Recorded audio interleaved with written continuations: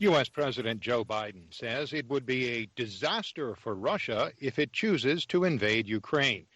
Speaking at a White House news conference Wednesday, Biden said that the United States and its allies are ready to impose sanctions and other consequences on Russia if it does invade Ukraine. The president said that Russian President Vladimir Putin had a stark choice: de-escalation and diplomacy, or confrontation and the consequences. The cost of going into Ukraine in terms of physical loss of life for the Russians, they'll be able to prevail over time, but it's going to be heavy. It's going to be real. It's going to be consequential. Russia has 100,000 troops stationed along its border with Ukraine, and the United States and its NATO allies are concerned that Moscow might be planning to invade its former Soviet state. Russia has denied it is planning to invade, but has demanded guarantees that Ukraine would not be allowed to join NATO, a demand that the United States opposes. British Prime Minister Boris Johnson on Wednesday announced the end of COVID-19 measures introduced to curb the rapid spread of the Omicron variant in England, as he looks to live with the virus after a peak in cases. Speaking in Parliament, Johnson said most of Europe enforced strict COVID restrictions during the Omicron surge, but not Britain. But this government took a different path. We kept England open, and we supported those businesses which faced reduced demand because of the response to Plan B measures. And while we must continue to remain cautious, the data are showing that time and again, this government got the toughest decisions right. The lifting of Plan B measures could help Johnson appease vocal opponents of restrictions in his own caucus following a furor over lockdown gatherings at his office.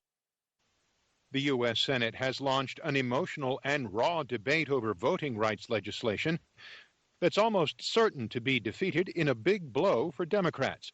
AP's Sagar Magani reports.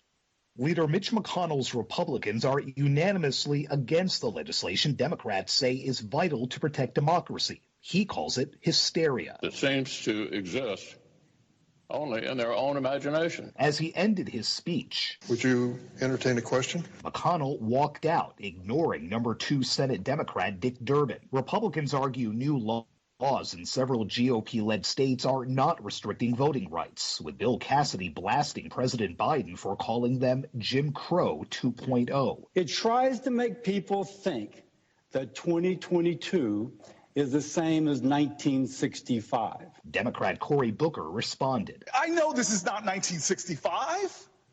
That's what makes me so outraged. As accusations flew across the aisle, number 2 Republican John Thune may have summed up the day's emotion. I am not a racist. Sagar Magani, Washington. The 5G dispute has been disrupting international air travel to the United States.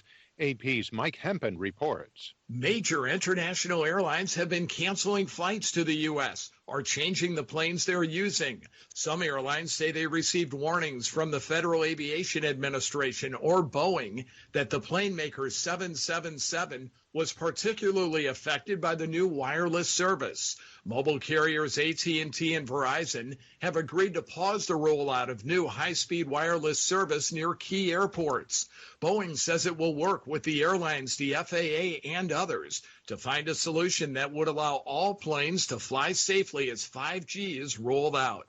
I'm Mike Hempen. Information from the World Health Organization on the coronavirus pandemic is somewhat mixed. AP's Rita Foley has more. The World Health Organization says the number of new coronavirus cases around the world rose by 20% last week. But that means that the Omicron surge is slowing. Last week, scientists said there were early signs here in the U.S. that Omicron-driven outbreaks may have peaked and the cases could soon fall off sharply. But WHO Director General Tedros Adhanom Ghebreyesus has a warning. Omicron continues to sweep the world. Last week, there were more than 18 million reported cases. He said yesterday the WHO is concerned about the impact Omicron is having on already exhausted healthcare workers and overburdened healthcare systems. I'm Rita Foley.